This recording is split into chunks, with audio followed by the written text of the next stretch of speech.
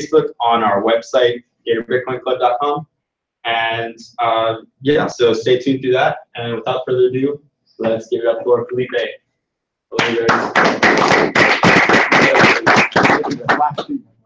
Hello, guys. Yes. Sorry, Felipe. No, also, if you go to our website, you can find the connection for the Slack. That's where we're going to start trying to promote more conversation, a little bit more updates as well. So yeah, you can connect through there as well. All right, what's up, guys? My name is Felipe. Some of you guys were out here Wednesday. Wednesday I gave a similar presentation, but this one is a little bit more detailed. So hopefully we'll be able to pick out a little bit more points that we weren't able to last time. So before I even start, I quickly want to just go over what Nathan was going over earlier about what's happening right now to Gator Bitcoin Club. So we're going through some small updates, some quick updates in regards to the way that we're marketing and in regards to how we're trying to get our members in. We've updated our website. You can find us on GatorBitcoinClub.com. If you scroll all the way down, we now have a new Slack channel that you guys are welcome to join. Some quick disclaimers. I didn't really do this last time. It was too few people, but regardless, it's just never bad putting these in here. I don't provide personal financial investment. This is not me here trying to convince you guys to buy Bitcoin or why Bitcoin is the technology to go. This is just a quick explanation about what Bitcoin is and how it works, how the background technology works. So let's begin. So quick recap on Bitcoin. I figure that some of you guys might not really have a fundamental idea of where Bitcoin came from, how it really originated in the span of this time in general. So just to recap, in 2008, this man or a group of people or woman or whatever the case, pseudonym, Satoshi Nakamoto, they published a white paper, which is a proof of concept about Bitcoin, which is, you can see it right here. You can actually find this original paper, still published on bitcoin.org. Just a quick side note, completely unrelated. I find it hilarious. This is an iPad because this was released in 2008, and the iPad was not released until like 3 years later. But anyways, so yeah, in January of 2009, the proof of concept became a reality, and the Bitcoin network came into existence. That was about 8 years ago, and we're here today, where Bitcoin is almost at $5,000. So really quickly, some quick side notes to the people who first get introduced to Bitcoin. So Bitcoin is considered the first ever cryptocurrency. And a cryptocurrency, according to Wikipedia, is defined as a digital currency in which encryption techniques are used to regulate the generation of units of currency and verify the transfer of funds, operating independently of a central bank. This cryptocurrency lives inside the internet and does not have a physical representation to itself yet. There have been white papers published about possibly bringing Bitcoin or other cryptocurrencies into the physical world, but that hasn't been fully established yet. So currently we only have Bitcoin and all other cryptocurrencies living in the internet. So some quick notes on Bitcoin. Unlike the US dollars or other fiat currencies, Bitcoin does not have denominations. So the US dollars will be considered in normal notes, 1, 2, 5, 10, 20, 50, and 100. Bitcoin does not work in the same manner. A partial Bitcoin can be represented by decimals. So an example here is the translation, or rather the exchange between $1 and to Bitcoin. You can see that $1 equals 0.00020 Bitcoin. Now this was about a week ago. It will probably be a little bit higher nowadays. So last point on this slide, Bitcoin is revolutionary in the fact that it introduced the idea of blockchain. I'm sure a lot of you guys have heard the word blockchain. We've discussed here in the club, which is now being utilized for thousands of applications in completely unrelated sectors. I do want to mention that Bitcoin it runs on this technology called blockchain. It's not necessarily blockchain itself.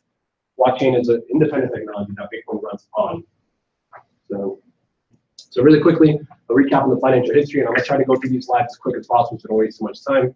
So from its inception in 2009 to the end of 2012, Bitcoin was primarily under $10 per Bitcoin, which you can see here in the graph. Do keep in mind on these graphs of the X and the Y axis. The Y axis, they do change as I keep going through the slides. So in 2013, it gained some traction, and they found itself at an all-time high of $1,165. So this right here is in 2014. You can see it here on the Y axis. And then Mt. Gox, which was the biggest exchange at the time, got hacked. This was an exchange that essentially, well, actually I should probably define what an exchange is just in case some of you guys might not know. An exchange basically will take your US dollars and will give you Bitcoin or Ethereum or whatever the cryptocurrency you're looking for. Exchanges also work the same exactly in the real world when it comes to fiat currencies. If you go to the airport, typically airports will have an exchange within them, a physical place that you go in there with your physical US dollars. And for a fee, they'll exchange that for euros or pesos or whatever the case. So Mt. Gox got hacked, $400 million just absolutely disappeared. The $400 million, the exploit was not actually from, it wasn't due to an exploit in the Bitcoin network per se, but rather Mt. Gox. Mt. Gox was exploitable. This occurred, $400 million disappeared, and in the span of about, it was about 2 years, the price absolutely dipped to $200. So from $1,000 to $200 in the span of about 2 years. So ever since then, this was in about 2016. Ever since 2016 to 2017, Bitcoin kept on rising. And on January of this year, this was about 8-9 months ago, Bitcoin finally reached the $1,000 mark. And this is this slide I just put in here just to quickly show how volatile this currency is for anybody who wants to join in the crypto investing world. This was on January 4th. You can see here. Rumors, this was not even facts, rumors were coming out of China that China was going to ban Bitcoin. People on Reddit at the time were speculating, oh, what if, what's going to happen? And literally in the span of 7 days, exactly 7 days, a week, Bitcoin dipped down to $750. That's a 30% decrease in 7 days. That's not the kind of thing that you see in the stock market on a regular basis. This is something it has not been seen before. So a lot of opportunities to make money here if you know what you're doing. But I figured I would share this specific incident because it just goes to show how volatile this whole currency is. So after January, Bitcoin blew up, and in less than 6 months, Bitcoin price increased an overwhelming 500%, almost reaching the $5,000 mark. And when I made this slide, the Bitcoin price of Bitcoin was $4,900. Right now, I checked early this morning, and it was at $5,400. So it went up $600 in less than a week, which also goes to show just how crazy this thing is. So actually, go back here. So you can see here, 2017, this is January 1st, and we are at $794. Yeah. Yes. So I'm sorry, January 12th. And then on January, not January, well, some months later, well, now actually, we're at $4,915. And then obviously this is the future. We're about like right here, so a little bit over the 4,900. But this photo was taken a week ago. All right, so some quick fundamentals of Bitcoin.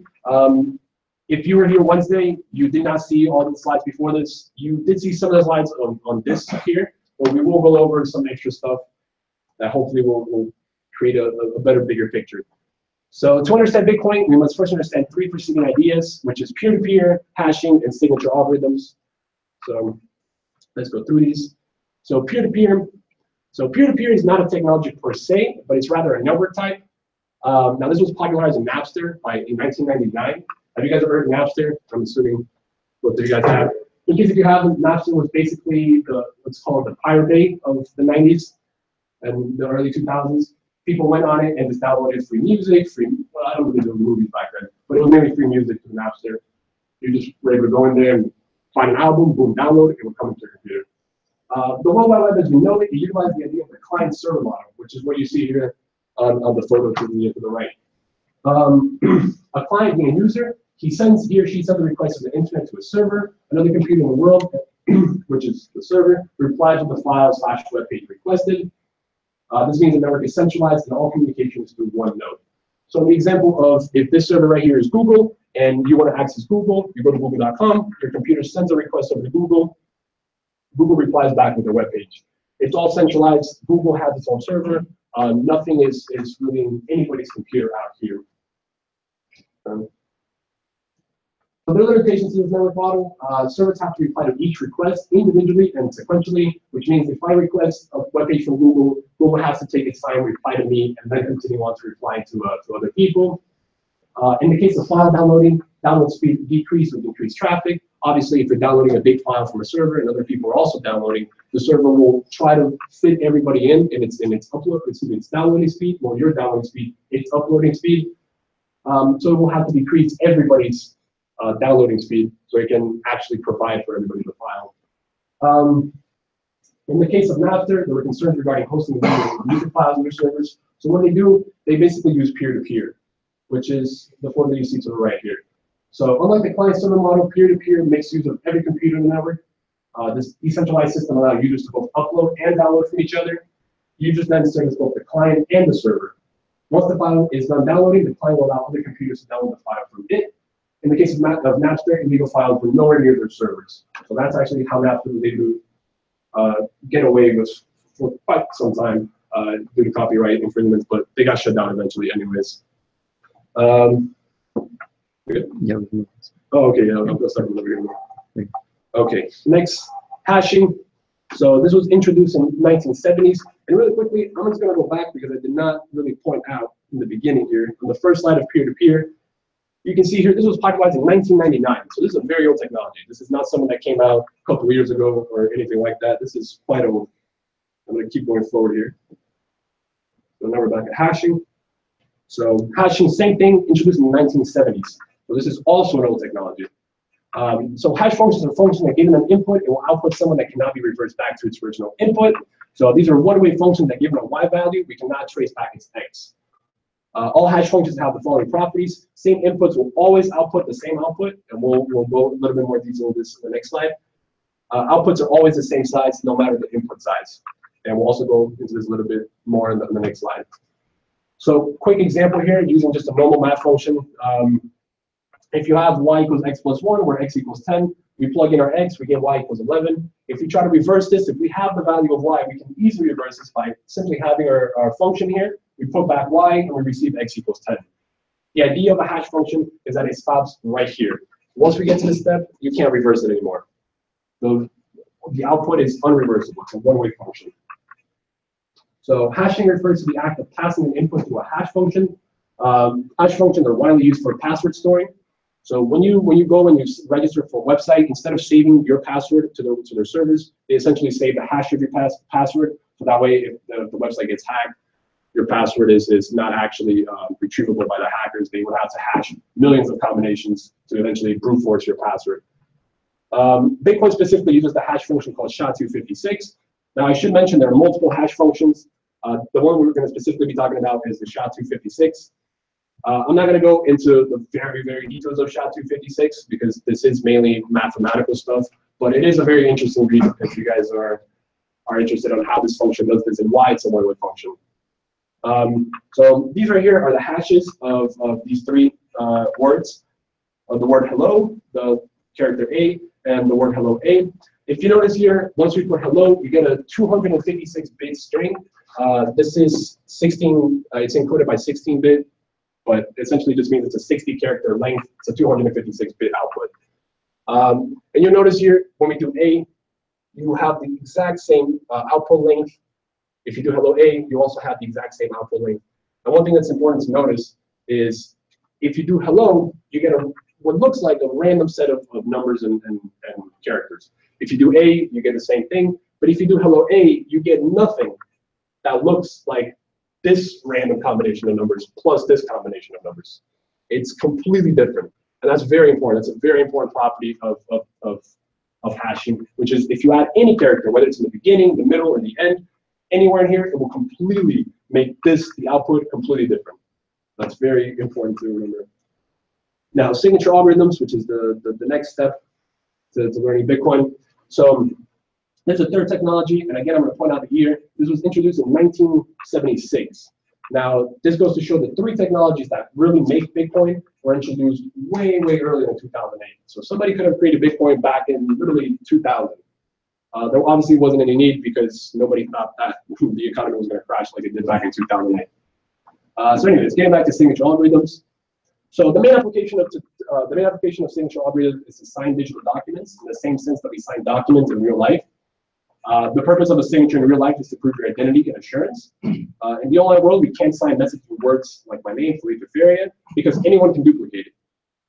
There are different types of signature algorithms. In the case of Bitcoin, ECSA is utilized for the elliptic curve digital signature algorithm. So in the same sense that there's different kind of hashing algorithms, there are also different kinds of signature algorithm. It's just that Bitcoin specifically uses the elliptic curve digital signature algorithm. So again, the math behind this is super complicated, but it's quite a fun read if you're up for the bet. It uses some very, very high math that I even personally don't understand, but I have looked up some conceptualized videos, and it's really interesting how it works. But let's get into the nitty-gritty general idea of what this is. I guess that's hyperbole. But anyways, signature algorithm works by having a user first generate a pair of keys. One key is called the private key, and the other key is called the public key. The private key is kept by the user and is never shared, as the name goes. The public key is mathematically linked to the private key and can be shared to anyone. So here's an example of a pair of keys. So you have the private key, you have the public key. So essentially, you go into this function and you click generate, and this function will give you a private key and a designated public key. It will simply give you this right now. And we're going to keep on going, and we'll see how this all connects. So with these two keys, we can sign and verify documents. So how do we do that? This works by running a document or a message through a function with our private key. So this will output it with a signed message. You can think of a signed message as a signature of this designated message, and it will make a little bit more sense soon. A mathematical output that links our message and our private key together. So we get a function, we get our private key, we get the message, we put it through that function, and you get this signed message. The signed message is not the message hello encrypted. We can then share the message of the document, the signed message, and our public key to another person, and we can utilize those three to verify. So this right here will probably be the thing that will make the most sense. Let's start on number one here. You do a key generation, you have a public and a private key. You run your private key through a signing algorithm with the message, and this will output you a signature. Now you get everything that's within the box labeled 3, your public key, the signature of that message, and the original message, the plain text message, and you send that to the person that you want to know that you're the one sending that message to. That person will get your public key, and will put it through a verification algorithm with the signature and with the message. And if all these 3 things are valid, it will tell the person that your message is indeed signed and was sent by whoever owned this private key to begin with. So it's a very important thing to understand. The private key, when you generate these 2 things, the private key is linked to the public key. And this is the only reason why it allows us to sign this message. And once it gets to this step, the person here can be certain, 100% sure, that whoever signed this message owns the private key that is linked to this public key. So let me quickly read this just in case if somebody hasn't really understood this too well. So being our public key is linked to our private key, another person can run our public key, the message or the document, and the signed message through another function. This function will verify whether or not the public key given is related to the private key that signed the message, and if the message is the original message signed. So, all right, so quick review. So peer-to-peer allows the downloading and uploading of files without the hassle of a main centralized server. It allows the file to be kept and downloaded from multiple machines. Hashing allows any input to become a reversible output, and depending on the hashing function, will have a designated link to its output. Remember, SHA-256, 256-bit output. Pretty self-explanatory. The same way that a SHA-1024 would be outputting 1024 bits. Signature algorithms. It allows a file or string to be signed by a private key and verified by a linking public key, effortlessly proving that a private key signed the original message. And excuse me for spitting everywhere. I'm really sick right now, and I've been holding back coughs this whole time. I guess it just come out my spits. So anyways, so how Bitcoin works. So now that we have this, the fundamental, let's go ahead and understand really how Bitcoin works. So Wednesday, I didn't go over 2 of these steps, so I'm going to be going over now, and hopefully everything ties in more beautifully than the last time. So now that we understand peer-to-peer, hashing, and digital signatures, we can get a much more fundamental understanding of Bitcoin. For that, we will discuss networking roles, so how all computers within the Bitcoin network communicate, users, miners, nodes, and their specific jobs. Wallets, how a Bitcoin wallet works and how coins are kept safe. Transactions, how a transaction is created and sent into the network. And mining, what mining is and how it keeps the network alive. So mining is part of the most important part of this whole entire talk. And I do want to mention that as we go through these steps, we might be at wallets or we might be at transactions, and you will start to see the picture, but you might not quite understand how everything connects. The moment we get to mining, though, hopefully things will come together and we'll have a more deeper understanding how all of these here relate. But do wait for me to get here before you start making any conclusions in your head. So, all right, networking roles. So within the Bitcoin network, there are 3 important and distinctive entities. Users, who are individuals who simply own and give value through supply and demand to Bitcoins. Miners, which are computers set up by individuals who purposely mine Bitcoins by utilizing massive computer power to literally guess a hash puzzle. Miners are responsible for adding more Bitcoins to the network, and you will understand why this is important a little bit later. Nodes are computers voluntarily set up by individuals that broadcast messages around the network and hold on to the ledger. Nodes, they're completely voluntary. People don't really make any money by hosting nodes. You can get your computer, you can download the whole entire Bitcoin ledger and be a node for the Bitcoin network. It's completely voluntary. People simply do it just to, I guess, have knowledge that they're helping out the greater community. So these entities work in conjunction with a peer-to-peer, P2P network to make the idea of Bitcoin work. So that was our first technology that we spoke about. So the bigger picture. So before we continue, it's easy to understand the intricacies of Bitcoin by first having a generalized idea of the bigger picture behind a normal Bitcoin transaction. And we'll be going through each one of these steps in the next slides and trying to make more sense how everything works when they're after. So users will specify within the wallet another Bitcoin address to send Bitcoins to. The user's transaction will get broadcasted to its closest node in the network, who verifies the integrity of the transaction and places in the list of unverified transactions called a block that gets broadcasted to other nodes and miners. Miners pick transactions from these blocks and through a hashing game they mine, or they generate, new Bitcoins and relate to the closest node to complete a puzzle.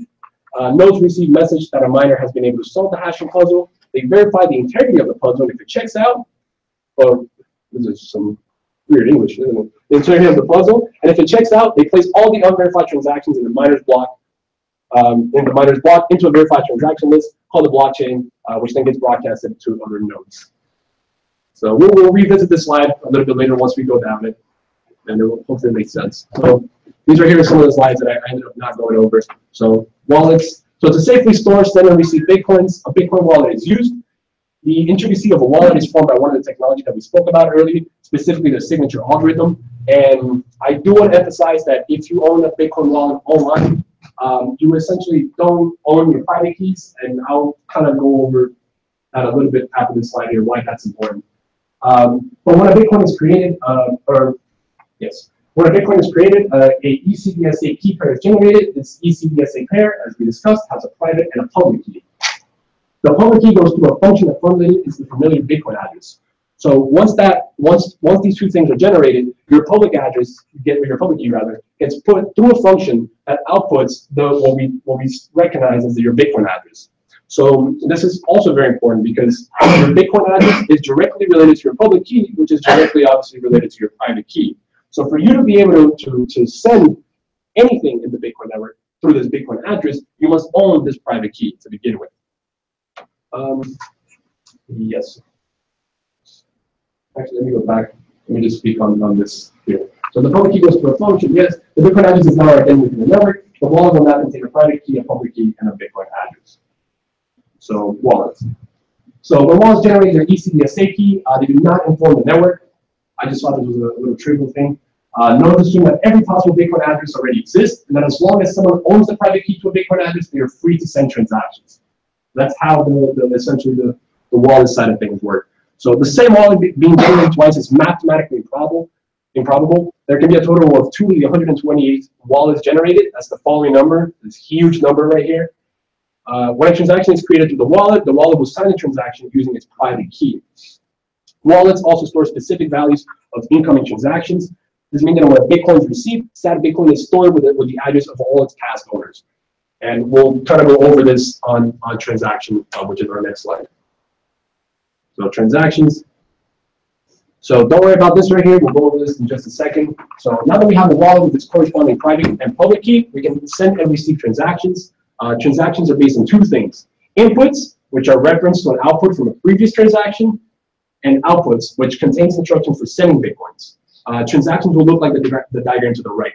To quickly explain the diagram, it might look complicated, but it's really not. This is all the stuff that we've been talking about for the last 30 or so minutes. So you have a transaction up here from A to B, right? In this transaction, you have a transaction content, which is B's address, which is the address that you're sending the Bitcoins to. This transaction content gets signed, right, with our A's private key. Once it gets signed, we put it all in this one big transaction, the transaction content with whoever we're sending that to, a signature, which is the output of this transaction content signed, and A's public key. So the reason why we do that is because once we send it over to B will hold all the information, or as a bad analogy. I'll just keep it at that. Hopefully that somewhat made sense. So we have our private key. obviously we signed the transaction contents, and then we have a signature and then a public key on this transaction. And I'll go over, not on the next slide, but the slide after, on kind of simplifying this diagram here, and we'll probably make a lot more sense. So each rectangular block is its own transaction. In each transaction, the following is held: the transaction content, which is expanded next, the signature of the creator of the transaction. The signature is based on the transaction's content.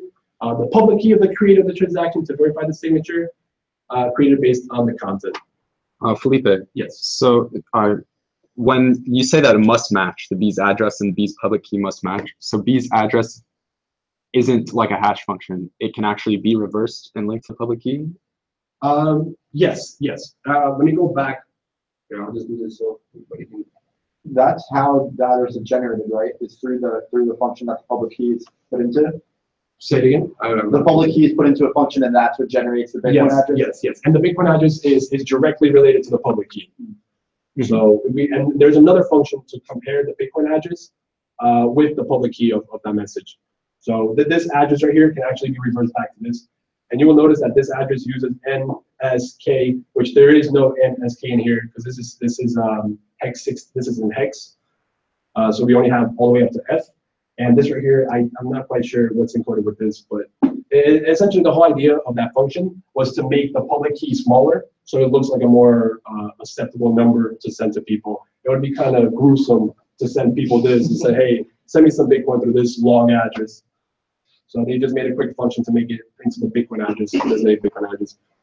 But it still works the same way as a public key. Okay, so if I send Bitcoin, if I try and send Bitcoin to a Bitcoin address, and it doesn't match with the public key, so that means that that it's not going to actually send? Well, the Bitcoin address is always related to a public key. The problem would be if the Bitcoin address is not related to the signature, that it was encrypted, or not encrypted rather, but signed through the private key. Okay. Does that make sense?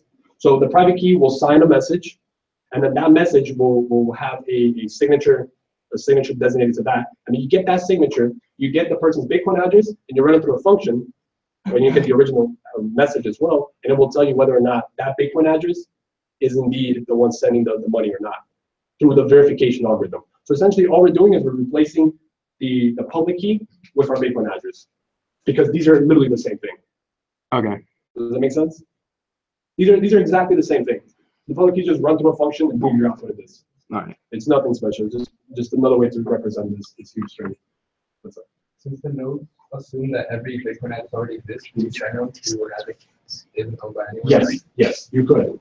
And I was gonna say that's the backdoor way they do something called burning. They'll put an address that's really hard to compute, and in the sense that it's kind of proof that it never exists. And Satoshi Nakamoto actually commented on this, and he said that if you do accidentally do that and you send money to somebody who doesn't exist in the network, you're actually ending up increasing the price of Bitcoin because now there's less supply. So you can think of it as donating to the network, if anything else. So you do your Bitcoin, but the value goes up because now there's less supply. Yeah. So is hashing used on the public key or only on the private key? This is not hashing. This is just a representation. So the Bitcoin address is just a representation of the public key. So as opposed to hashing where you have a one-way function, and this right here is just an output of what this represents. How's the wallet here? They're open source software. When Bitcoin first came out, Satoshi Nakamoto wrote Satoshi Nakamoto and the community that wrote Bitcoin, they wrote the first original wallet program. But essentially all wallets do the exact same thing, and there's a very detailed and well-documented protocol on how to communicate between the network. And so essentially people sit down and they create their own, they create wallets and they open source it, and the wallet is already set up to be able to communicate through these protocols in the network. So does that answer your question? Yeah. All right. So okay, so I'm gonna go back to wallets real quick. We were here. This is the last slide that we stopped on. So let's move on to transactions now. Well, actually, I'm sorry, we were on transactions already. Yes, we were about to go to the third one, which is right here. Okay, so this is a simplified transaction. So as the early diagram suggests, each transaction must be met by a preceding one. So let's then create two example transactions.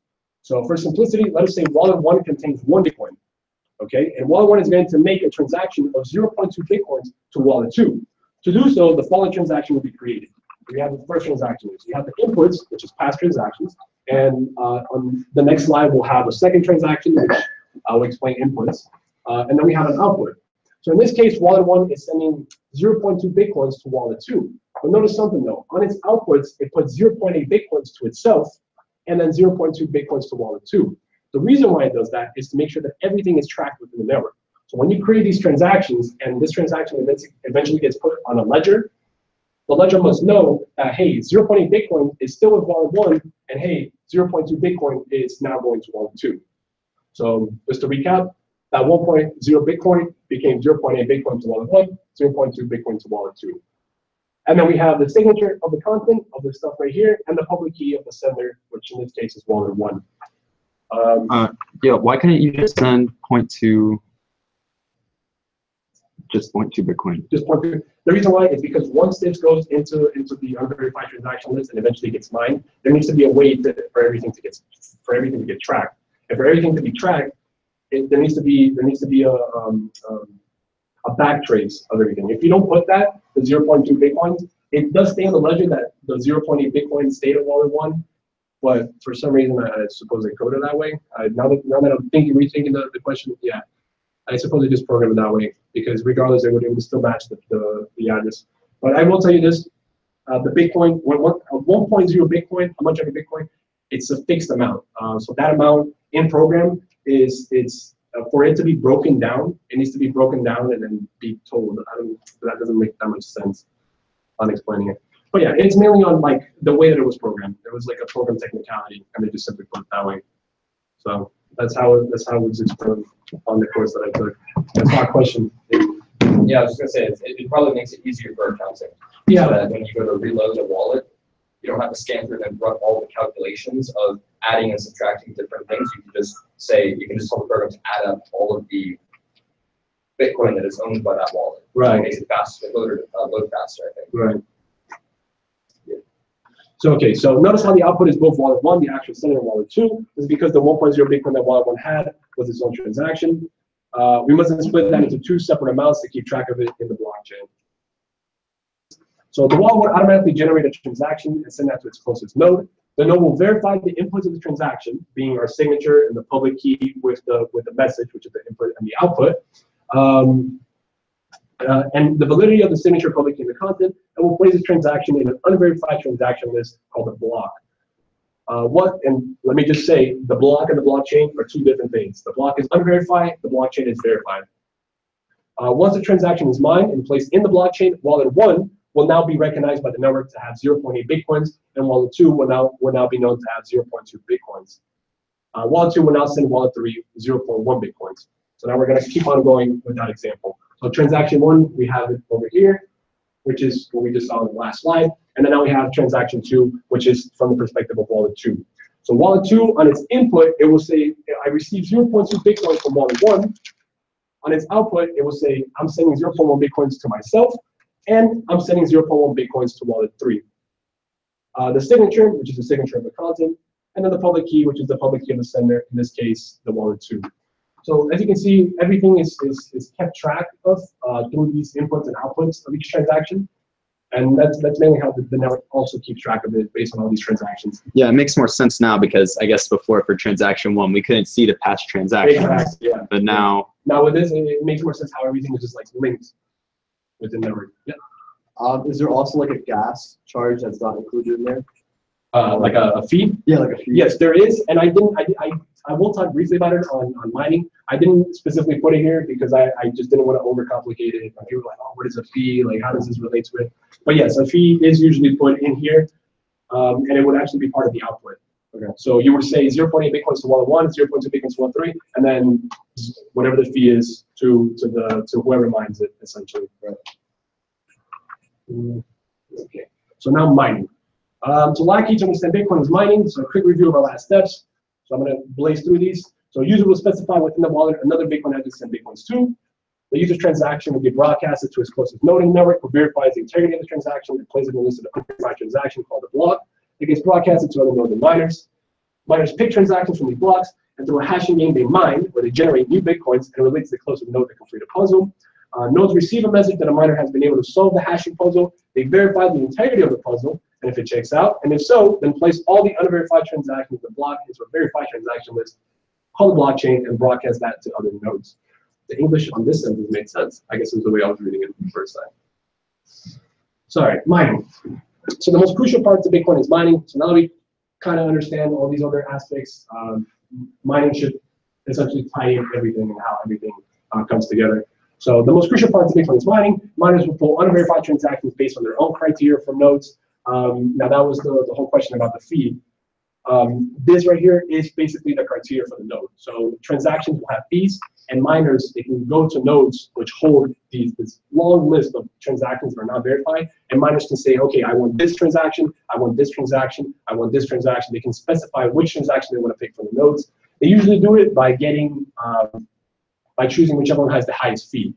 Because obviously, if they mine the transaction with the higher fee, they receive the fee from the whoever's sending that transaction. So by combining the list of unverified transactions that they pull from the node and the last block that was mined, miners will hash everything together to a small 256-bit string or set of characters. So essentially, they get all the past transactions, they get all these unverified transactions, and they put it into the SHA-256 function, and they get outputted this 256-bit string that essentially represents the past of the whole entire Bitcoin ledger, and now the future unverified transactions coming in. This 256-bit string is then placed together with digital trash, which is literally just random data, and simply called nonce, and this is where the hash game begins. And this hashing game is essentially in the same sense that a fiat currency has a bank that distributes money. This hashing game is the proof of concept. It's the of Bitcoin. It's the reason why Bitcoin works, because now you don't need a bank, you don't need a government to distribute money. Instead, you create a game, a hashing game, that will do the whole distribution for you. And everybody knows how the game works. Everybody knows why people will be getting money. It's just simply not somebody who sits there and says, oh, you know what? We should generate 20,000 Bitcoins real quick. It just doesn't work like that.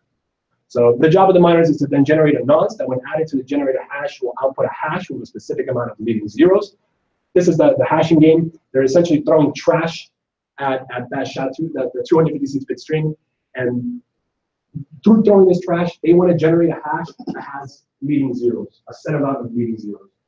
Now, the further you get into these leading zeros, the harder it becomes, because the more stuff you have to throw at it. Keep in mind, I mentioned it earlier, that any change anywhere will completely change this, which means for you to generate this, you have to generate thousands, and not even thousands, trillions and trillions of different nonces, of different trashes. So the amount of leading zeros is what creates difficulty within the network. And at the time of this creation of the slide, this was the hash of the last block line. So you see here the amount of leading zeros.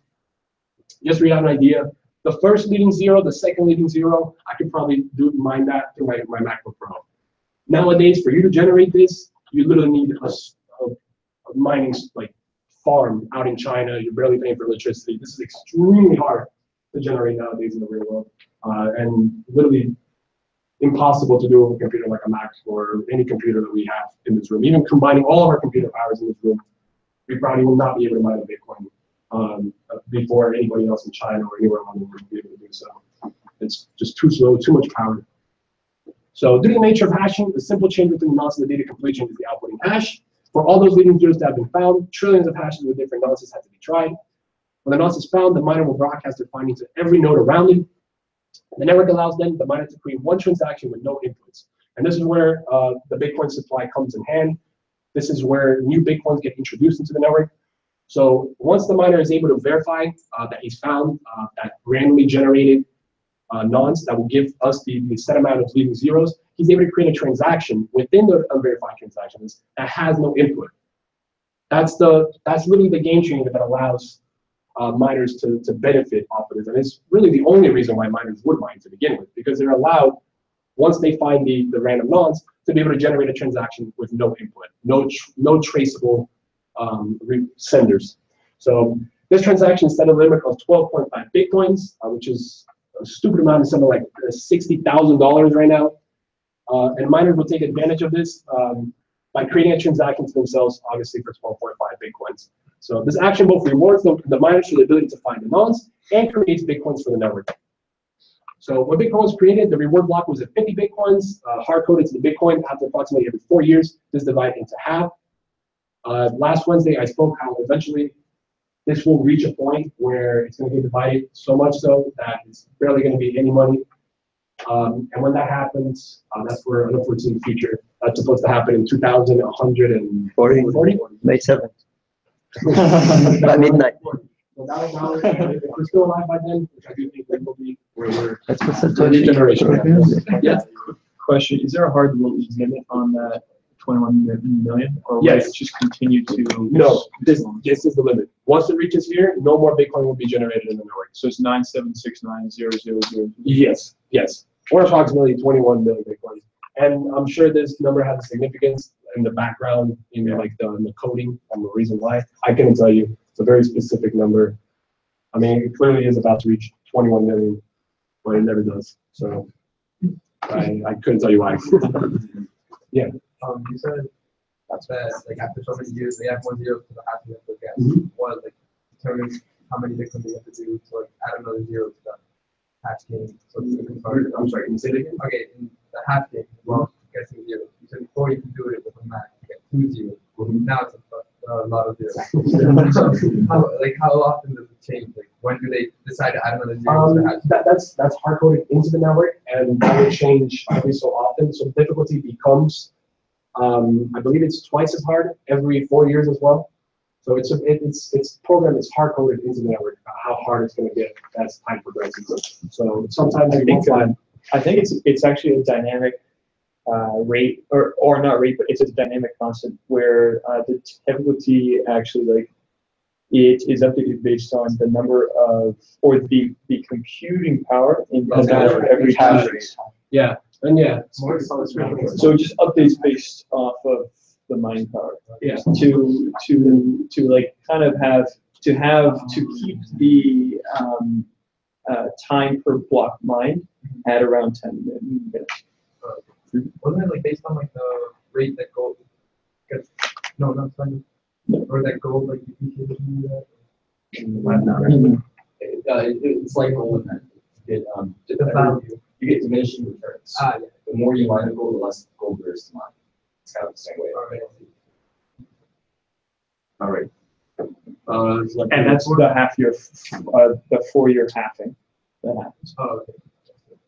Okay. So last line on the mining. So all the unverified transactions that the miner have pulled from the nodes will then get accepted as verified and will be placed within the verified transaction list, also known as the blockchain. So the miners get all these unverified transactions.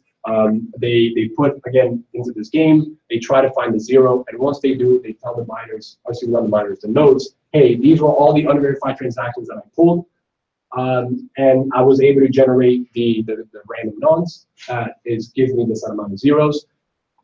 Thus, all these transactions that I pulled that were unverified, you cannot consider them verified. And so why does the miner mine? Literally for his own benefit. Right now there's no other point but to. And what is the side effect of this? New Bitcoin is generated within the network, creating an increasing supply, and transactions are placed and permanently recorded within the blockchain. The nodes obviously will capture that the miner was able to verify the unverified transactions and play that game. And it will basically record that in what's called a blockchain or the ledger, and will keep track of the whole network before and now the whole network going through time. In the case of like a double spending transaction, like a bad transaction that can't be verified, are the miners able to spit like just that transaction out of the block, or does it make that whole block like unmineable? Yeah. So if they try to verify a transaction that is not okay, the nodes are the ones who typically will pull that transaction out before the miner is even able to mine it. So the node will keep track of the whole network. So if there is a double spending, the node It'll say that it's already been right, and then the miner won't get it. Right. Okay. Well, what you could do though, for example, let's say you send Bitcoin and you put no transaction fee, and your Bitcoin never gets sent anywhere because no miner ever pulls it out. What you could do is you could send another transaction into the network with a fee. And what's going to happen is most likely a miner is going to pick that transaction over the transaction that has no fee. He's going to mine it, and then the nodes are going to recognize the transaction that has no fee is invalid. because it would be considered double spending. That's a perfect explanation. That's happened before. Actually. So that makes sense. Yeah. So, all right. So a conclusion and a review. So peer-to-peer allows the downloading and uploading of files without the hassle of a base into one server. It allows the file to be kept in multiple machines. Hashing allows any input to become a reversible output. And depending on the hashing function, will have a designated length to its output. Signature algorithms allows a file or a string to be signed by a private key and verified by a linking public key, effortlessly proving that the private key signed the original message. And then the last three concepts: wallets, utilize to send and receive transactions. Transactions sent by a user's wallet to a node. They include the inputs of the Bitcoin being sent, previous transactions elected with Bitcoin, and the output, which is the receiving addresses. Mining, when a miner successfully mines the block through the hash game, SATA miner is rewarded how much of a Bitcoin network allows at the time. And a quick one paragraph description of what Bitcoin is. So Bitcoin is a peer-to-peer network, effectively making it decentralized. It utilizes nodes to keep the full ledger of the network, verify the integrity of transactions, and broadcast messages. Miners generate new Bitcoins through a hashing game, and users use and give value to Bitcoins. Through the use of signature algorithms, a wallet can generate transactions that are checked by nodes, mined by miners, and stored in the ledger by nodes. Hashing allows a simple way to keep track of previous transactions, previous blocks, and creating new Bitcoins. And that's essentially it. So.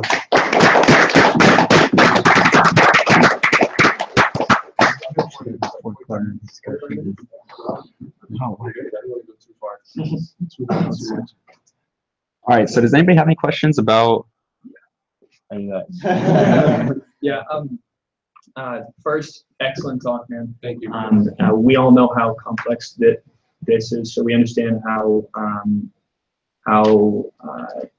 fast you had to go, as well as why my question is here. And it's on how transactions are verified and then prioritized. Could you go to slide 1 and 2 in the mining section? Yes, I could. This is the first transaction. This is the first mining. Let me just tell me when to stop. Go to slide 1. Okay, so miners pick transactions from these blocks, right? Mm-hmm. And where do they store them after that? They don't store it anywhere. Okay. They essentially get these unverified transactions, right? Which they're unverified in the sense that they have not been mined yet. Okay. They are verified, however, in the sense that their private keys and their public keys and the signature algorithm was checked.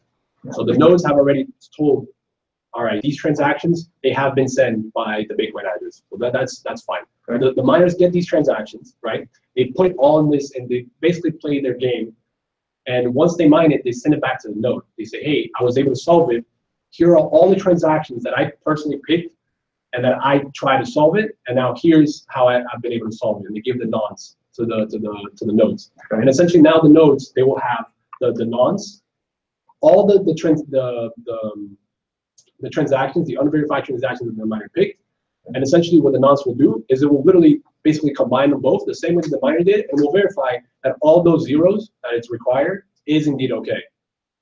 And if the nodes say, okay, I see that once I put the nonce together and all the unverified transactions together, I do indeed get these zeros, then it goes ahead and it approves it, and it itself puts it in the blockchain.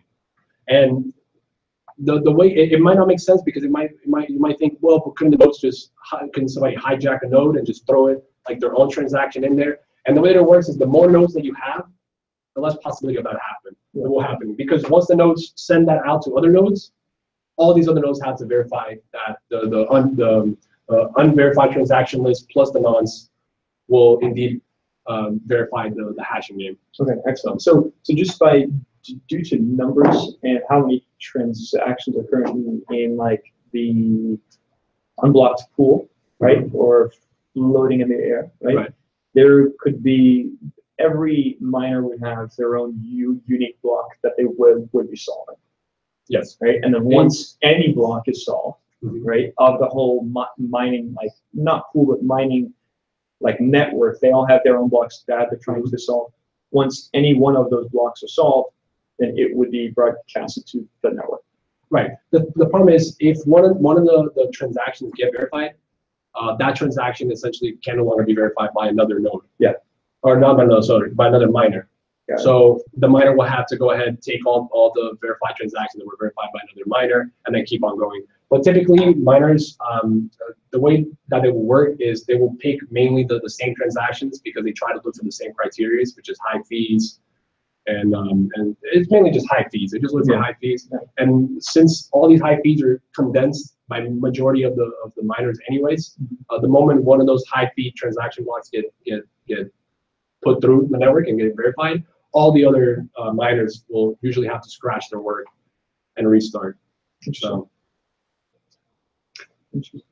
when you say just the closest node in the network, you mean like geographically the closest node? Yes. They just launched one into space, didn't they, right? I haven't heard of that.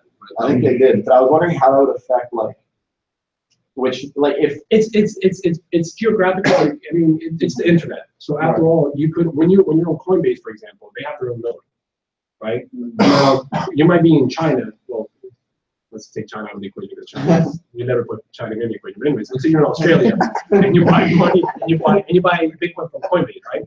Coinbase is going to be using its own node to broadcast. Right. that So you won't be message out. using a node in Australia. You'll be using Coinbase's node. But eventually, I got you. once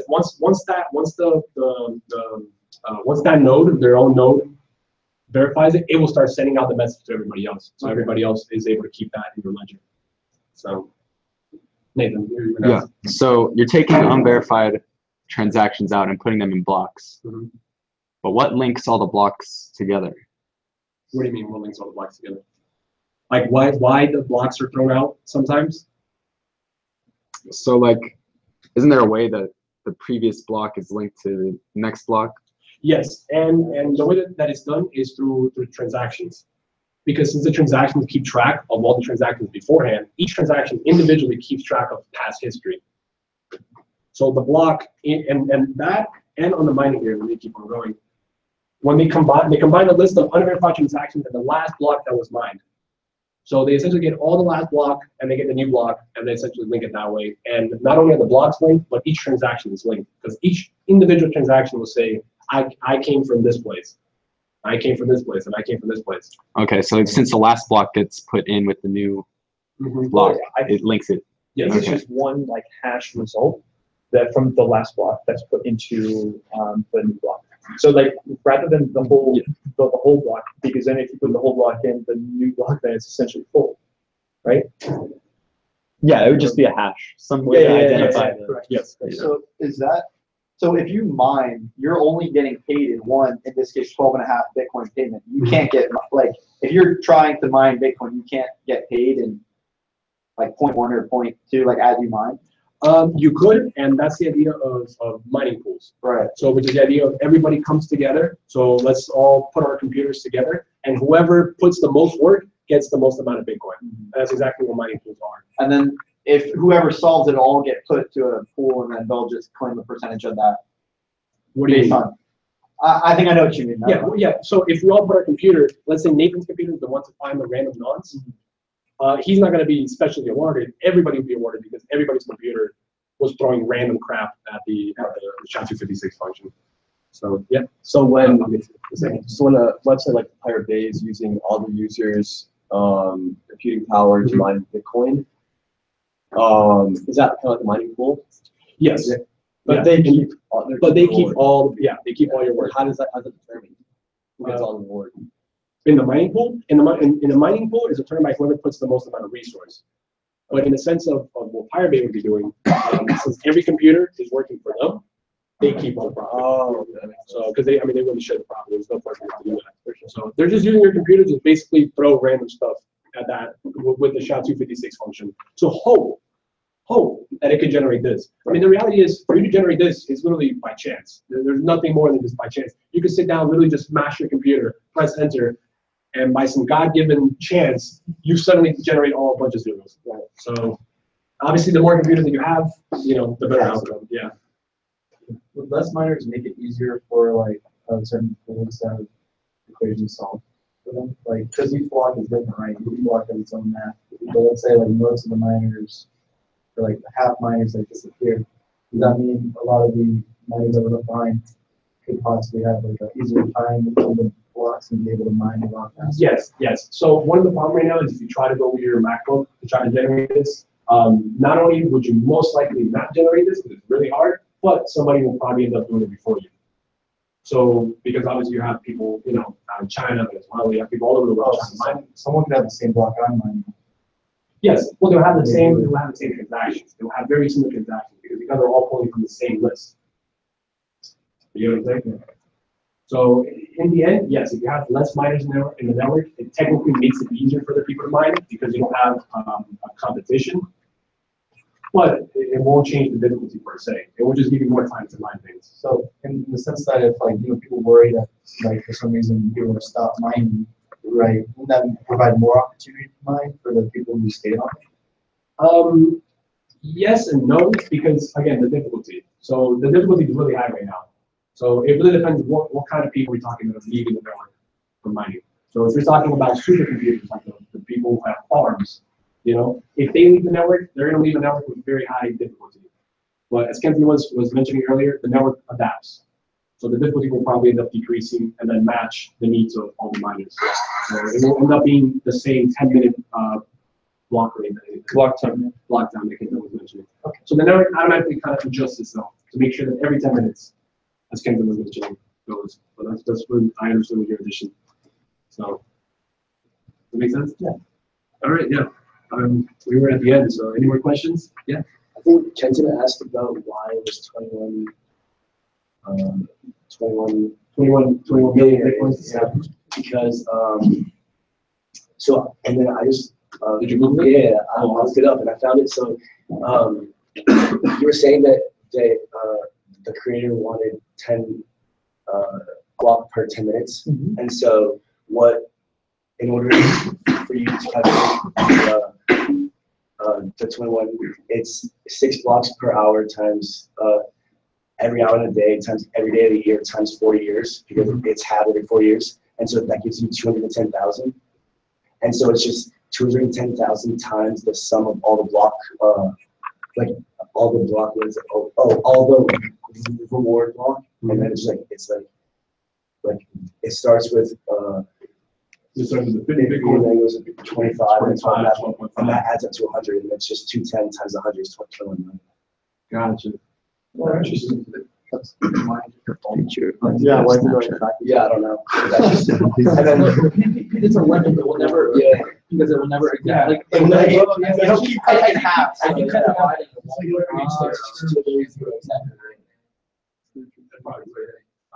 Yeah. It'll be whenever a Satoshi becomes the lowest like thing you can mine, right? When you're mining one Satoshi at a time. Yeah, so like, It's the smallest. getting some block page is it's kind of like sarcastically is like Nakamoto could have easily chosen any number. He could just adjust block reward having and then in parentheses 210,000 blocks reward sizes and then like 50, 25, 12 to match some particular numbers like 100. Awesome. Yeah, it's not That's it. really It's mathematics behind it, where worth $4 billion. or on what day, because those are all variable things that depend on the speed of hash. Why did you start it? There's a technical reason, I don't know exactly what it wasn't arbitrary, which is just Is this something we can look up? yeah, no, I don't know, off the top of my head, I don't know what it is, but Not a lot. yeah, there's a deeper technical reason. Maybe mathematical. I feel like all of them are linked, but maybe like why you would choose any specific one might have been random, but then all the way everything else. Why do you do over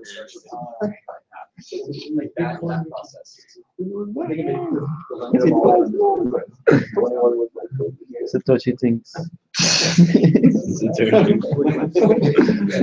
Satoshi like, you know.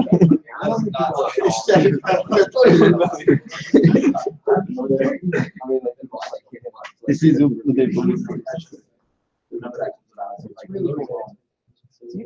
the amount of blocks or whatever. What were all the words back? Like probably move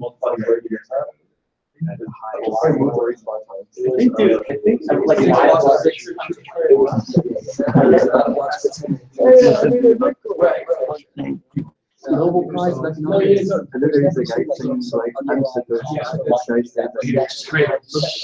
total number of bitcoins has been in 21 billion. If you go into the Specifically, the international transaction. It's exactly that was so funny. 20.9999769 bitcoins. Should this technical limitation be adjusted by changing its width of the field, the total numbers will still only approach a maximum of 21 million. Oh, so there will be more zeros. It Yeah. can't store more data. It just can't store data, yeah. That's literally why. It's gonna be tricky. So, yeah. All right, guys, I mean, I'm done with the PowerPoint, so we're all this left here. You guys want to start with a question?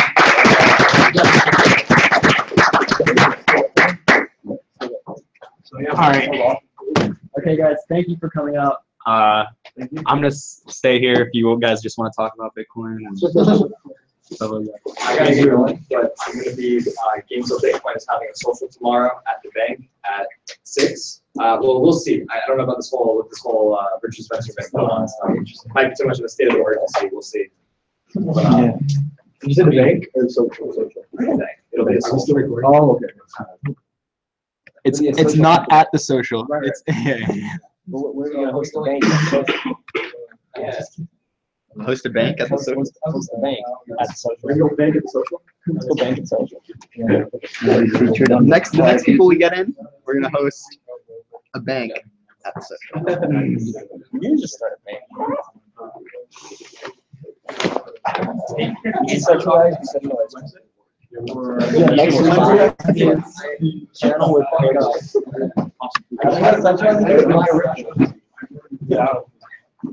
Yeah, they came at the beginning. At the beginning, they did an airdrop.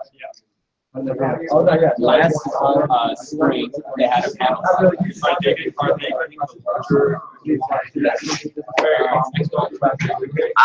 Let's see. I don't think there might be another one. Hey, We can only give out so much free money. we're not getting loopholes in here. It's fun after you get and you can't right on the meeting that you made off. I'm always there. You just got no. Yeah, my first meeting ever. It's like you knew about it. Yeah, I had no idea. My first meeting ever. My first meeting ever. My second meeting ever.